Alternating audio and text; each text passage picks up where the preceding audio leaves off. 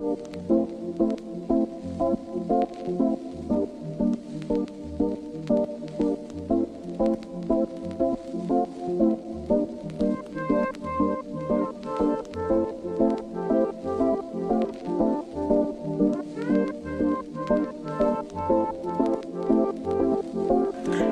can have all that you want to, darling. Know the world is yours. I've been up chasing the sunsets just to see if there's more. 'Cause it's been so long since I tried to love. It's been so long since I tried to love. It's been so long since I tried to love. It's been so long since I could love. Ooh,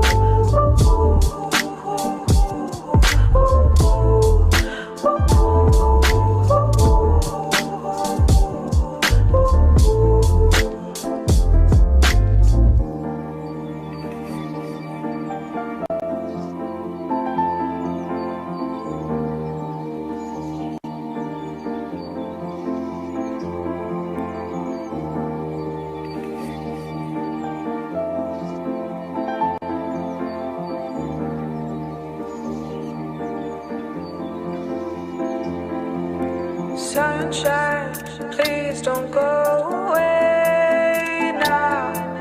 Heaven, do you have a place now? Loved ones, go enjoy the rays now. I can't go there yet. Welcome to the Sparkle Show. With us we have Lorenzo. Lorenzo, I am so happy that you're on because your life is incredible. You've done so much. You've gone through a lot. Tell us a little bit about your journey. Well, it's interesting because it's definitely been a journey. Growing up, I guess with a family that was in church, and then, obviously there's some things that happened, and I was taken away at a age where I was young, and so then placed in foster care. And from that point, it was kind of a lot of people say mind shift, but it was more of a life shift, because when you're used to living a certain way and out of that, life and placed in another way of life, it's real shocking. And to have that happen at age of being in your early teens is something. So, going through different foster homes and that's where the changes started to happen, and it was almost kind of like, hey, you know what, I have to be a certain way in order to survive. So, the interesting thing is, I've had people ask me, we've talked, I've gone over this story 1,000 times, and being a child and being in that arena, I believed somebody from my family was going to come get me for 4 years. 4 years. So I kept my clothes packed for 4 years as a child, thinking somebody was going to come get me, and nobody showed up. It was something. And so, and I hated it so bad that 2 years before I turned 18, because when you turn 18, the foster care system will, boom, they kick you out. That's You're it. done. You're just on your own. You're done. You're on your own. And luckily, I was kind of tapped into a church that I was going to, and created a lot of relationships with church. And so there was some guys there that knew I was going to turn 18. And they're like, hey, well, if you're interested in coming to, share, rent a room from us, I mean, obviously you need to get on your feet and we'll help you, but then, transition into you renting a room. So, and that's what I did. And so, you know, that's when the adulthood really, really kicked in. And so just kind of going through that changes, and I goes to this whole ordeal of Black Lives Matter and that whole movement, but then also being in my position within my race and actually being a Republican, because I'm 40 years old now, and so it's you don't get a lot, you don't really get a lot of support if you're my color and being a Republican, if that makes sense. Explain that. And Explain so, how that works. Well, the interesting piece to it is that that's how I was raised. The family that before I was taken and placed in foster care, little did I know they were shaping me for what I am now. And going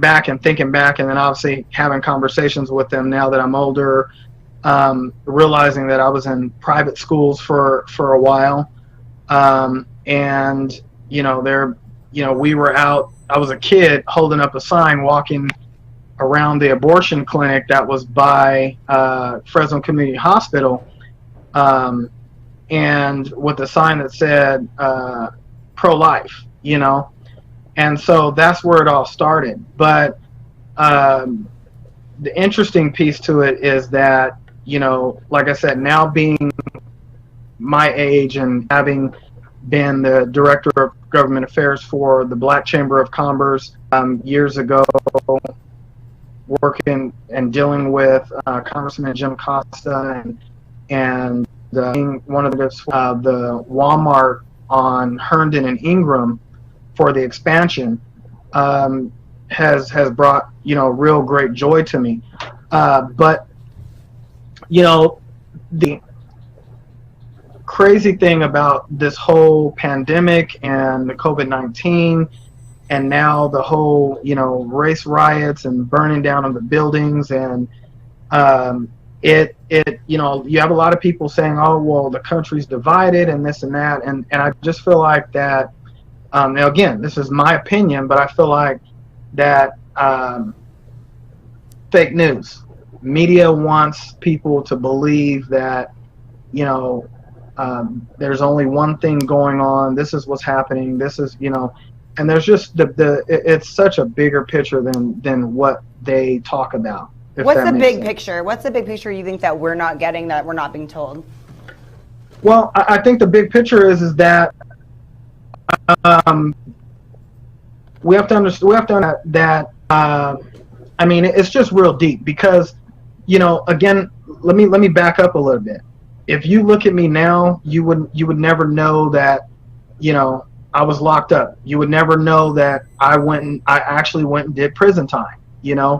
I used to be involved in gangs, and that was one of the reasons why Clovis High and a couple other schools and just organizations have had me come speak, because not to take away from the older people that come and try to talk to you about say no to drugs and gang violence and this and that, but kids are not going to listen to that versus listen to somebody that actually lived it, went through it. I mean, when I say lived it and been through it, I mean everything. Selling drugs, just everything. So, I find your experience really unique, because you were at the very, very bottom, which would be being in prison, being a drug addict, and now you're at the very top because you're with politicians, you're making things happen. What do you tell these kids that are looking at you like, wow? Well, I mean, first of all, what I say is, It's like never give up on your dreams. And if you believe in yourself, other people will be drawn to you by, you know, how you move in life. And, you know, just because you've had a past history where you made some poor choices, and a lot of people may say, well, gosh, you know, he did this and he did that. Well, why don't you go back and find out why? So, and with that being said, it's like, you know, I've had this conversation with other people to where, you know, they're like, well, have you had that, you know, where you've been pulled over by the cops and your hands are on the steering wheel and, you know, they pull you out and throw you on the floor and this, and I'm like, no. And to be honest with you, I've been pulled over by Clovis PD, Fresno PD, and guess what? And even with my past, guess what? We end up talking. We were laughing. You know, sometimes they're sharing a story or I'm sharing a story, and this is all while they're running my name and running my background, and you know, and by the time we're done talking, because you know, I sit there, I give them what they ask for, and I sit there. We have a conversation, because for one, they need to understand I'm not a threat to you, and I don't want you to feel like that I'm going to be reaching for something or whatnot, because that's not the case. Now, I'm not saying that everybody goes through or has had that happen, but I've just been, you know, I've had people say, well, you know, if you support Trump and you support the Republican Party, you know, are you black? How do you support Black Lives Matter? And it's kind of funny because, you know, being half and half, you know, half black and half Latino, it's you know, it's interesting because it's I feel like I have the best of both worlds. But with that being said, I still have the black side, which is clear, you know, and there's just, I feel like if you're not with, you know, with your pants below your butt, and I think it's just your how you're dressed. I mean, first of all, one thing, and then how your demeanor is, how you act. If you can't follow instructions, then there's going to be an issue. And that's just kind of where that's kind of my thought process on that. So what do you say when people are like, you support Trump? Do you know, every day someone's saying something, and my friends are saying something. I had a friend the other day post, if you're a Trump supporter, it doesn't mean you're racist, but it means you're okay with it. And I'm just like, no, you know, I don't know. How do you combat that? Do you think Donald Trump's a racist? Donald Trump is absolutely not a racist. Donald Trump he doesn't have a filter. And so people need to understand. I think the big problem is, America is so used to regular, real politicians saying the same things to us every single election year. Oh, I'm about healthcare. Oh, I'm about, you know, the people. I'm for the people, and you know, vote for me, and I'm gonna make sure that these changes happen. You know, we're gonna make sure that taxes are cut for you. We're gonna give you a tax break. The problem with that is that now you have a multi-billionaire that came in, that won, and they didn't expect that, and he is really the bigger problem is that they're making it seem like he's a racist. Now granted, there's some things that he says or he tweets, and it's just like, it's like, God, why did you say that? You know, but again, he's not a polished politician, and he's had black girlfriends, he's got a lot of black friends, and you know, he supports. I believe he supports all races. He's for the people, but number one, he's for America. Unfortunately, we had a President Obama, who dropped over what 1.3, 1.6 billion dollars on a tarmac in I believe what was it, Iran or wherever that was in the Middle East. Okay, and so we've been in bed with other countries and places like China for so long, and they've just been robbing us of money and a lot of different things. That's why when you go to the store, 90% of what you buy or what you see says made in China. If you flip over the toy that you buy your kid, if you flip over something, a piece of clothing that you buy, or whatever the case may be, 90% of it is going to say made in China. What Trump is trying to do is bring, and make America first, because at the end of the day, nobody's gonna back us before we back ourselves. And we're the engine to the world. We're the most wealthiest country in the world. Everybody relies on us. And Trump is here saying, "Hey, whoa, wait a minute. Why are we paying you this money? Why are we paying out that money? Why are we doing this? Why are we doing that?" And the thing about it is that, again, it's not about white, it's not about Mexican, it's not about black, it's not about Asian, it's about Americans. And my thing is, if you hate America that bad, pack your stuff and leave. As simple as that. Because I love United States. I absolutely love United States. Now, my dad, my grandparents, they're in Brazil. Okay? But am I going to pack my stuff and run to Brazil? No, I'm not. I'm going to stay right here in the United States because, I'm living the American dream as a black man, if that's what you want to call me. It doesn't matter. But I'm just telling you, everybody that's here, we have the opportunity to live the American dream. It doesn't matter if you've screwed up in your past life. You have an opportunity to change your life, and life is just all about it's all about a mind shift. It's about a mindset. So if you're adamant about changing your ways, then you'll get a different outcome. But if you continue to do the same thing over and over and over, that's like somebody going to prison, and you go to prison for something, you get out, you change what you did wrong, and you don't look back and you don't go back. The insanity, but doing the same thing over and over, expecting different results. Over and over, correct, and expecting a different outcome, correct. So, how are you a representative of the Black Lives Matter movement?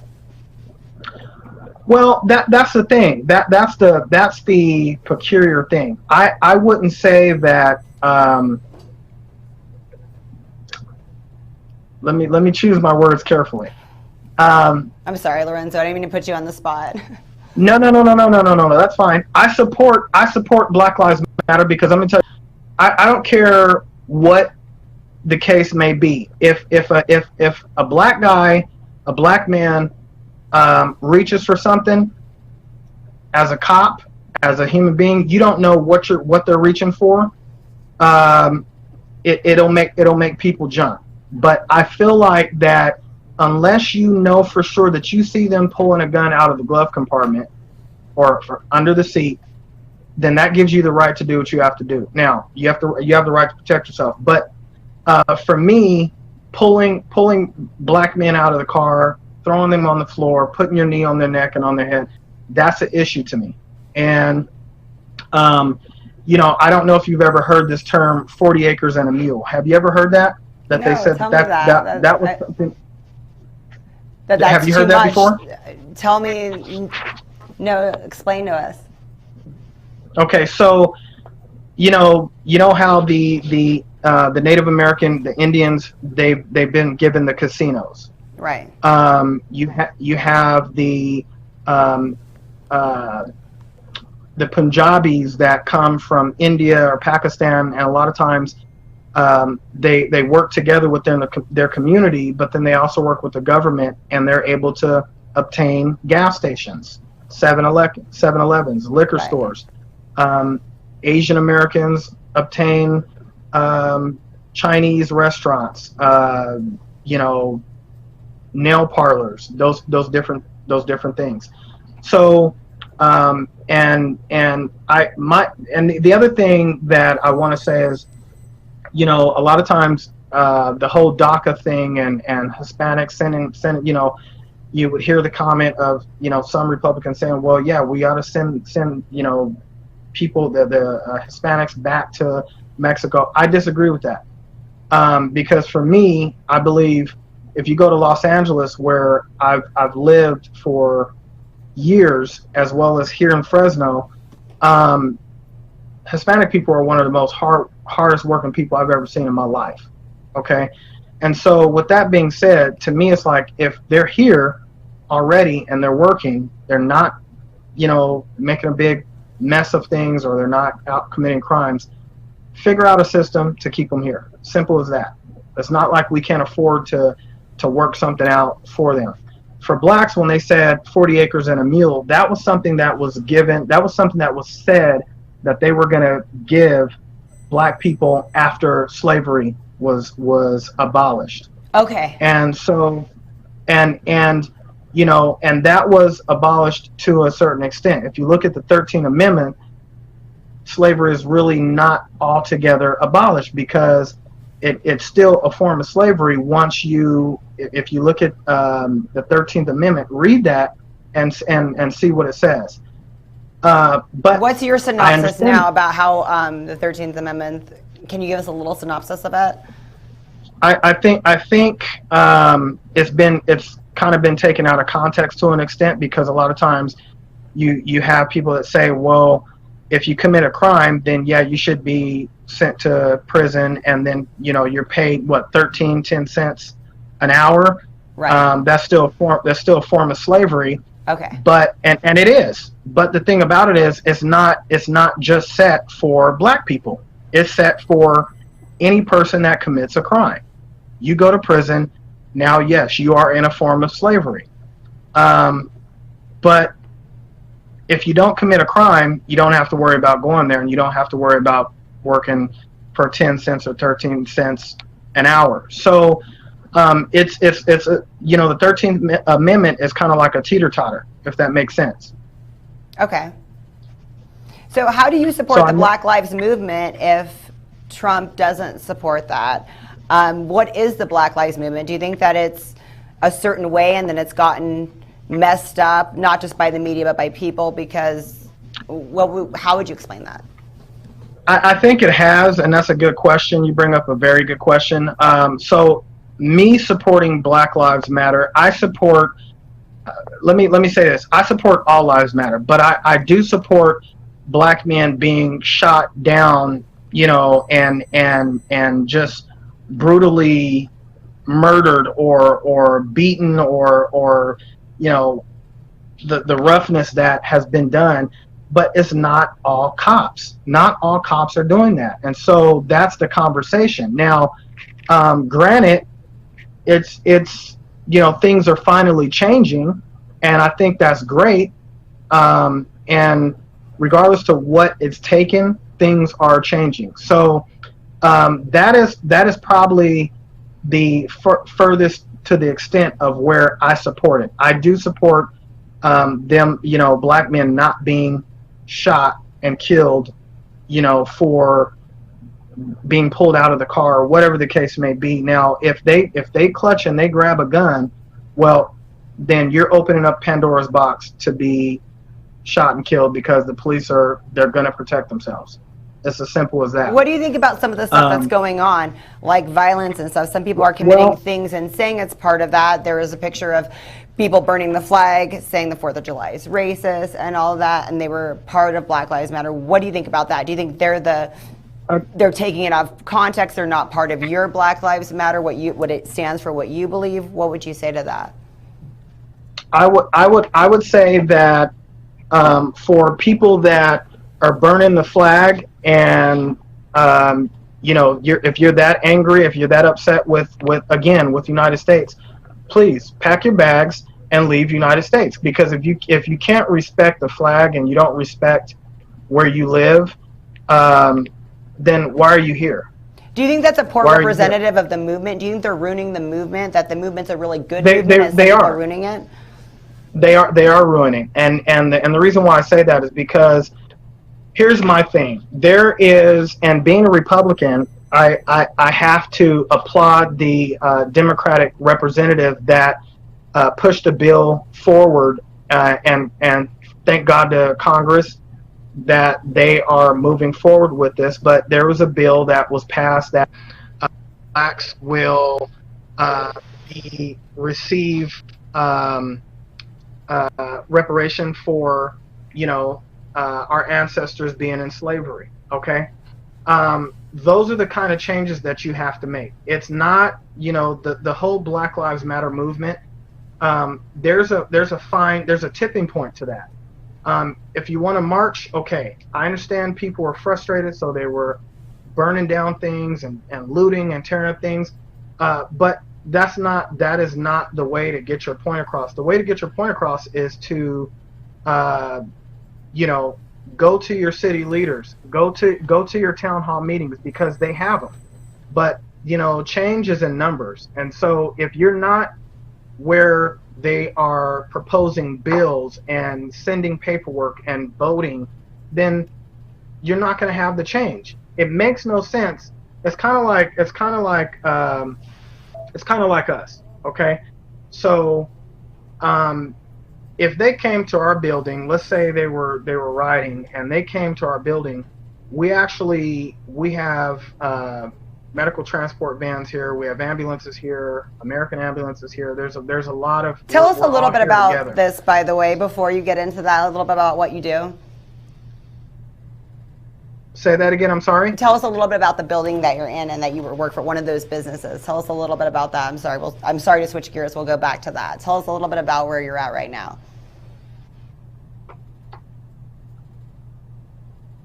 Sparkle, I'm having some. Tell us a little bit about the building and your work. So tell us a little bit about the building that you're at and where you're working currently.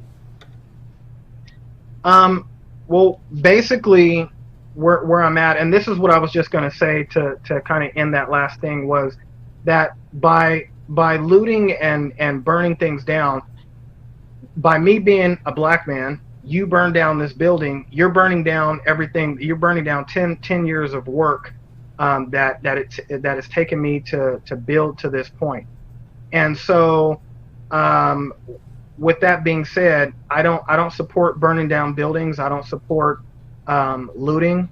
Like I said, I gave you what I believe should be done. Now, as far as the buildings that we acquire for our business, we basically deal with dialysis cancer patients. We keep oxygen tanks in the vehicles and on the ambulance.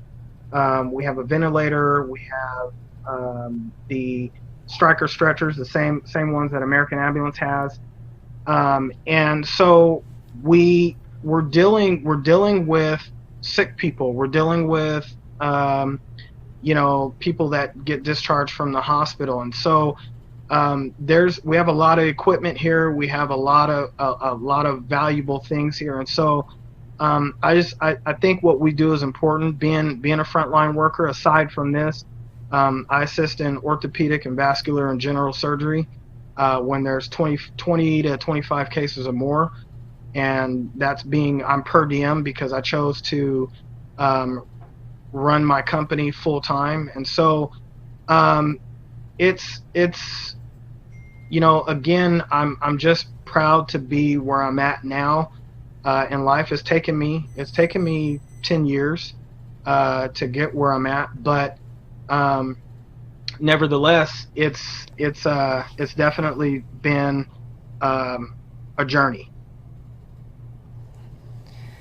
That's incredible, and I'm very proud of everything that you've accomplished. And what do you think about us getting rid of some of these statues that are deemed racist? I'm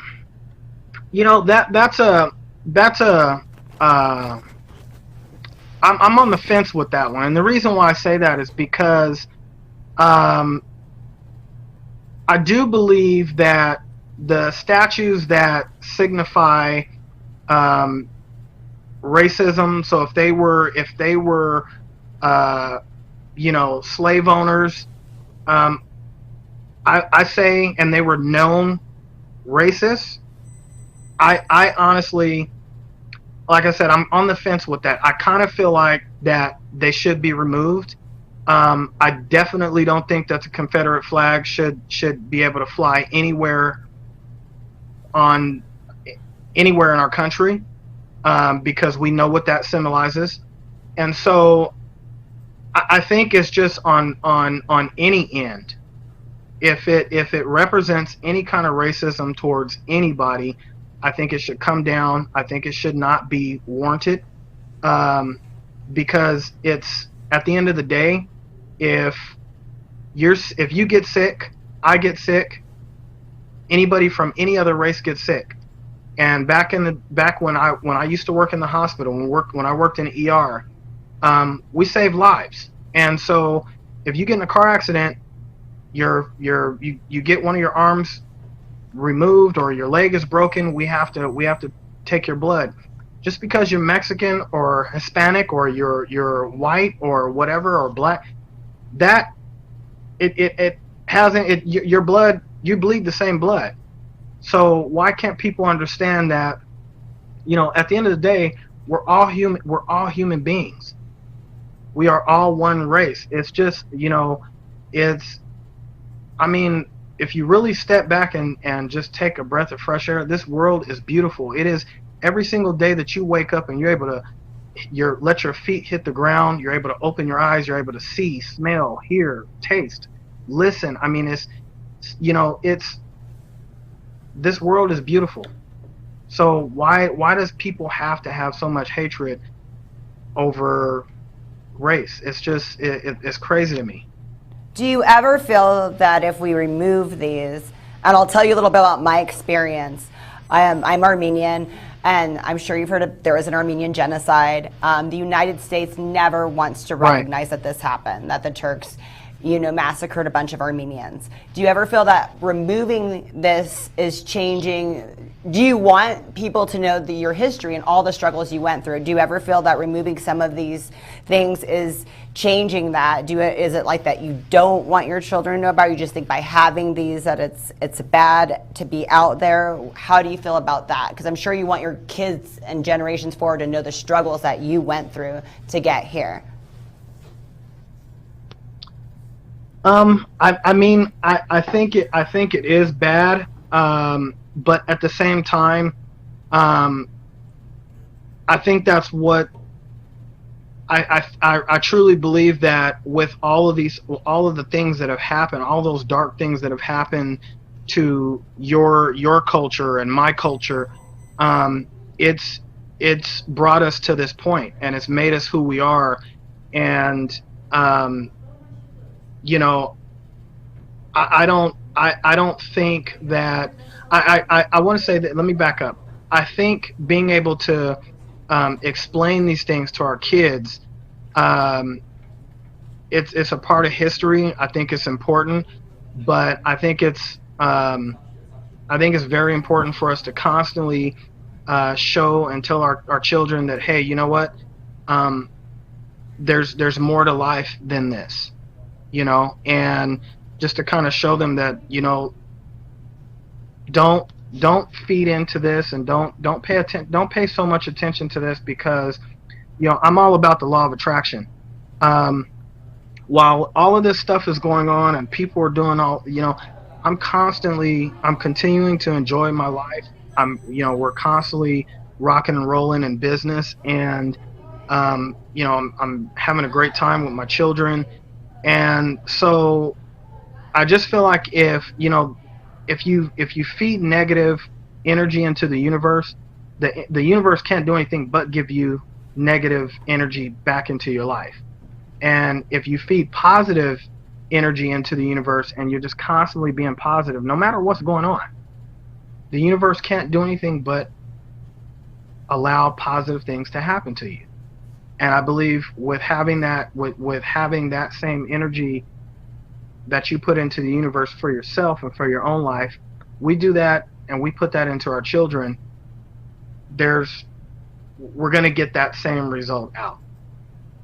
Before I let you go, do you think, positive changes have you seen President Trump make towards the Black community? We had the actor Paul Rodriguez on a few weeks ago, and he talked about how Trump really helped the Central Valley get their water, which essentially helped farmers, which essentially helped much of the Hispanic community in the Central Valley. Have you seen some positive changes that Trump has made for the Black community?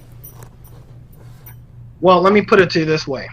I am a firm believer that he's made more changes and more impact to the Black community than President Obama did, and Obama was in office for 8 years, and he's a Black president.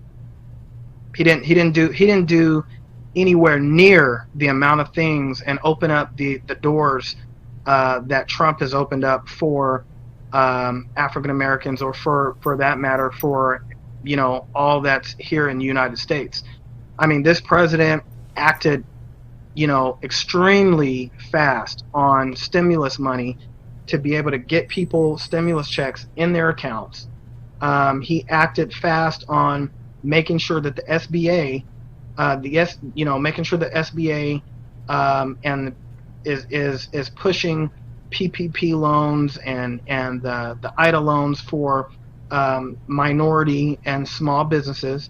Now, notice I said minority because that was one of his key things, and so when people say that, or they put it out there that he's just not doing anything for our community, done a lot for our community. The jobs for African Americans have been at a record all-time high, higher than when Obama was in office for 8 years. So the proof is in the numbers and facts, but you really have to try to find a reliable news source, which one of mine is Fox News. I refuse to watch CNN and a lot of these other ones because it's fake news, and they will preach and push what they want you to hear and know, and want you to believe. And everybody has a right to believe what they want to believe and listen to what they want to listen to. But I encourage people that are one-sided not to be one-sided. If you're going to listen to CNN, change your news station to finally, China has finally reached out to us, and they've got the clearance to continue to move forward on that. And so once that happens, once we get everything completed and fully packaged, it'll be shipped here, and then we've already talked to Walmart, and so we'll Fresno's obviously the launching pad, so we'll be in a couple of Walmarts here and just kind of see where it goes, and hopefully I'll I went to Shark Tank once, didn't make it, but this next go around, I believe that it'll happen, and I may not even need to go to Shark Tank, but if you want to know more about it, the bathroom kit, you can go to www.thebathroomkit.us. Sparkle, I appreciate you. I appreciate your show, and thank you for having me. Thank you so much, Lorenzo.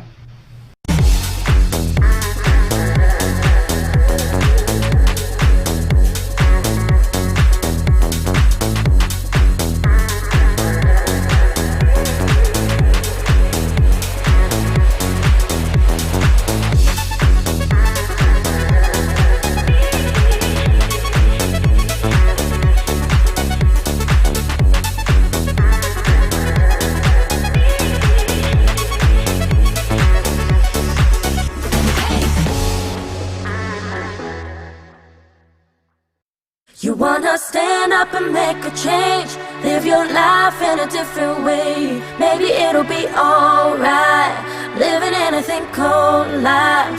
You need to rise up and face the day. On your own it'll be okay, everything will be alright, living in a thing called life.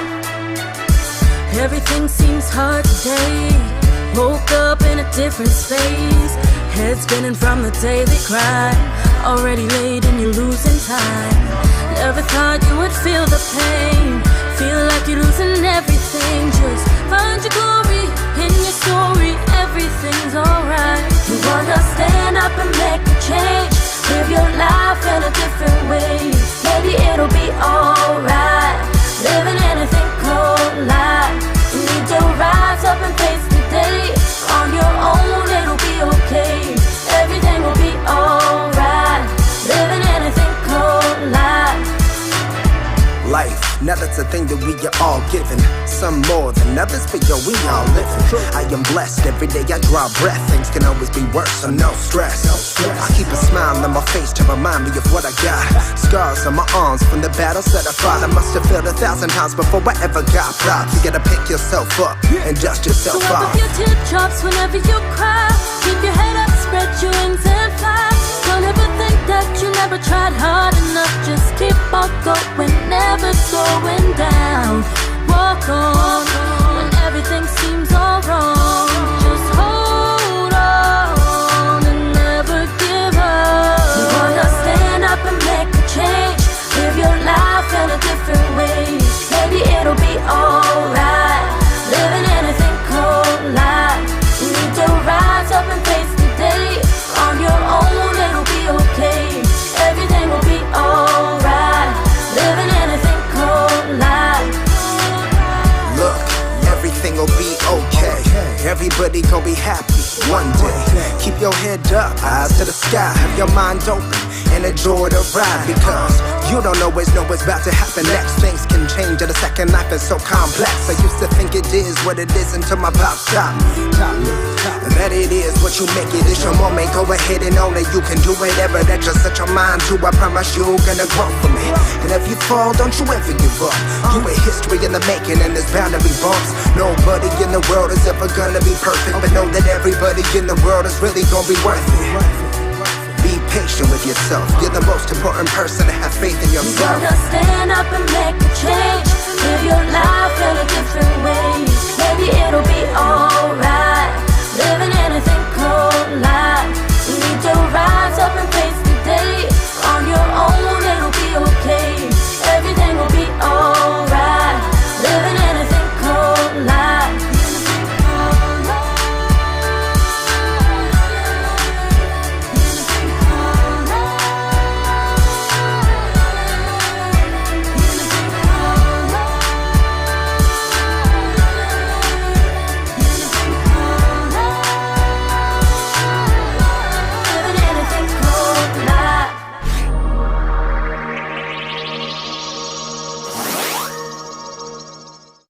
Welcome to the Sparkle Show. With us, we got Zoe. Zoe, how are you?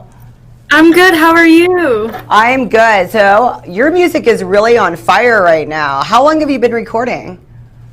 I started recording about 1.5 years ago. But you've been singing your whole life, huh? I could tell. Basically, yeah. So what would you describe your music as? It was pop with a little bit of other stuff in it. If you had to categorize it, what would you categorize it under? I'm signed for pop R&B. Oh, perfect. Is that your passion, or did you start growing up in Kentucky? Did you listen to a lot of country? What was some of your influences? I basically just followed with the flow, like what every other teenager was listening to back in middle school, beginning into high school, and that's really what influenced me, because both of my parents listened to country and rock, and then I was just pop. What's one of your favorite artists out there? Ariana Grande. Nice. So who do you think you sound like, or what do people tell you sound like? And I know people hate being compared, but what do you feel like you sound most like? I'm not really sure. I've never been really told I sound like anybody. Really? Yeah. Interesting. Did you do any concerts yet? I know that the virus kind of hit right when you're getting your momentum, but were you able to perform before that? Yeah, they were small shows, but I did one in the beginning of 2019 at an RV park in Tennessee. And it was that really built your audience, huh? Yeah. So Tennessee, and then you kind of stuck in that area, Tennessee, Kentucky. Yeah. Where else? That's pretty much all I've done, really, is Kentucky and Tennessee. But we're trying to get more broad with it, but we had things planned, but with Corona, it I had kind heard of canceled. So you have a song for us you're going to perform. Can you tell us a little bit about it? Yes, it's called Never Be My Bae, and it's written by Michael J. Songs, and it was the second song that I let out to the public.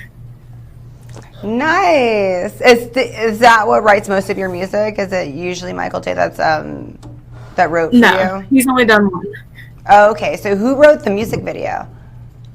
The music video, the song in that was written by Spencer Brodenbach. He's in Oregon, and he wrote that one, and that was the only one he's written too. Nice. You have like a broad, that's so great. You have different writers, so you have different sounds. Okay, let's hear it, girl. All right.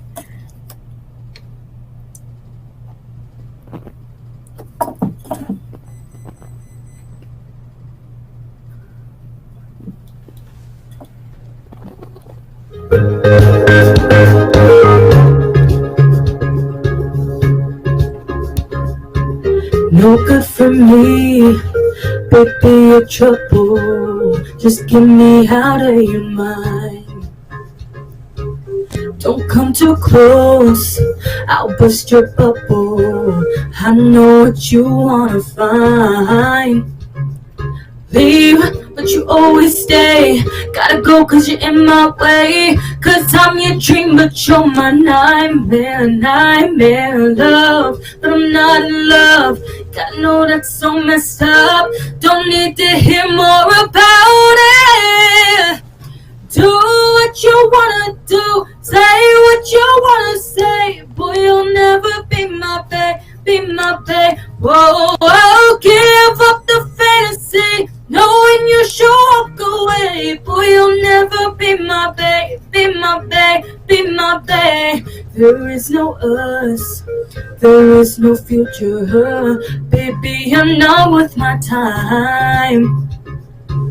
Just walk away, be a good loser. By now you should read the signs. Leave, but you always stay. Gotta go cause you're in my way. Cause I'm your dream but you're my nightmare. Nightmare love, but I'm not in love. Gotta know that's so messed up. Don't need to hear more about it.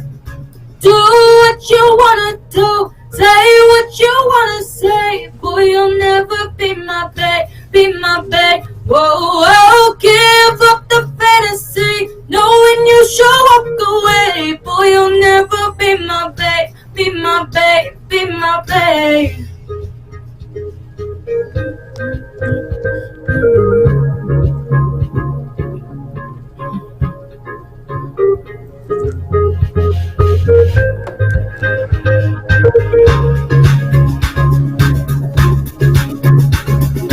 Do what you wanna do, say what you wanna say. Boy, you'll never be my babe, be my babe. Whoa, whoa, give up the fantasy, knowing you should walk away. Boy, you'll never be my babe, be my babe, be my babe. Do what you wanna do, say what you wanna say. Boy, you'll never be my babe, be my babe. Whoa, whoa, give up the fantasy, knowing you should walk away. Boy, you'll never be my babe, be my babe, be my babe.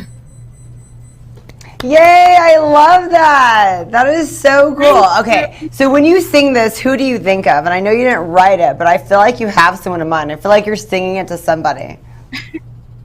I think of like those random people that add you on Snapchat, you know what I mean? And they just message you over and over until you just have to block them. Oh my gosh, that we cannot relate to that one. This is so cool. Okay, so you have a really good team behind you. Tell me how you got involved with this team, from Phyllis, who I've been talking to. Is that your agent or manager? She's my manager. She's your manager. And then did she put you with the songwriters, or did you get the songwriters first? Tell us about the process. Well, first I was signed to Tabletop Records, and that happened in 2018. And then him and somebody else that was like co-partners with it, they kind of split off, and one made their own label, which is now White Lion Audio, which I'm signed to. And White Lion Audio sent me to Spencer to put out my first song. And during that process, we got together with Phyllis, because she was with White Lion too. And then with Phyllis, everything just kind of flows. She tells me what to do, and then we put it through the label, and then they give it a yes or no. Oh, wow. So you have to have kind of every single song approved, right? Yeah. So where can we hear your music right now? You can hear it on any major platform: Apple Music, Spotify, SoundCloud, YouTube, anything you can think of. And so it's all out there. So right now for a full album, do you have a full album that's out?